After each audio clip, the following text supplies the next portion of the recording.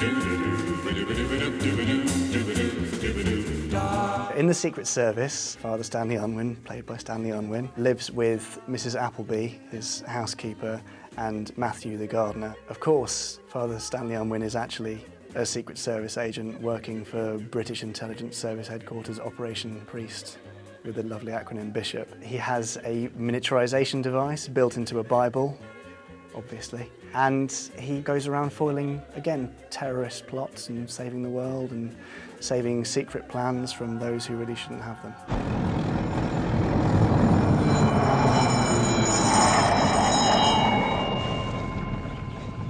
Matthew, I'm afraid I may be slightly delayed. If he ever got into a difficult spot, say the police stop him. Did you realise, sir, that you were exceeding the speed limit? I'm afraid I didn't, officer. He would talk to them in his Unwinese. Write your scribbly in your bookery. All uttery words, speed of your pencil load must deceive my eyebolt. And of course that would fox the police totally. They had to be polite. They would say, sorry, I didn't quite get that because they're writing it down. I didn't quite catch that, sir. Ah, Partlow, I'll explain to you. Now, Matthew, my gardener, is deep joy with green fingers in the garbage, you understand. I see. And in that way, the police would sort of say, yes, I quite understand, sir. Sorry to trouble you. Off you go. All of us at the time, even at the beginning, said, what? Again, it was the problem that we couldn't make the puppets walk, and I came up with the idea of getting Stanley Unwin to do all the walking shots and driving shots in the same way that I used hands to enable puppets to pick things up. I used Stanley Unwin, married to his own puppet, to enable him to do all the things that the puppet couldn't do. You were dealing with both live action and you were dealing with puppets. And from my own point of view, I didn't feel that you could get away with it because they were so different.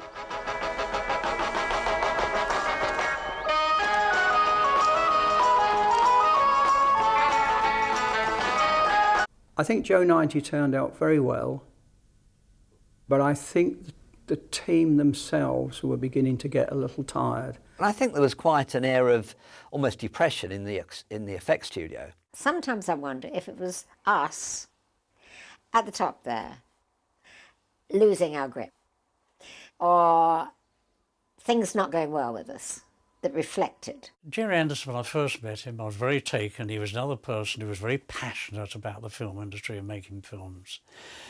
And sadly, after a few TV series, and he took an office suite at Pinewood, there was a separation.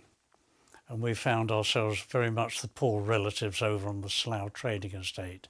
A company reaches its peak in their moment in time, and I think our peak was Thunderbirds. I didn't think about it at the time. Looking back now, I'm thinking, I wonder if it's because we ourselves were getting a bit divided. Well, as I showed Lou all the films I made as soon as they were finished. And as soon as Stanley Unwin went into his gobbledygook, Henry Bold. Lou jumped up, shouted to the projectionist, cut, cut, cut, stop, stop, put the lights up. And he said, cancel the show, Gerry. Just finish off the first 13. And I said, why? He said, well, people will never understand him in America. And I said, but Lou, that's the whole point. They're not supposed to understand. Never. And that was the end of that one. The puppet era was definitely coming to an end. I think we'd already seen the writing on the wall. Lou Grade had a more difficult job on with ATV and all the rest of it, so it's all beginning to fade a bit. It was a big blow when Gerry said we're closing down and we're just selling everything. It seemed to me as if things were sort of winding down a bit because the main crew had gone off to make the live-action film, which was obviously much more exciting to Gerry because it was live-action instead of puppets, which he never really wanted to do. Quite a few of us got together. We tried to talk the powers that be into it, that, okay, you go off and do the live-action series, and we can make this work. We can still make this a success. There's no reason to give it up. We really tried hard to keep it going. I don't know whether I was relieved pleased or disappointed. I can't remember, you know, I think I was all three.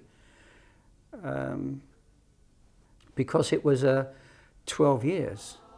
It was 12 years of pure enjoyment, really.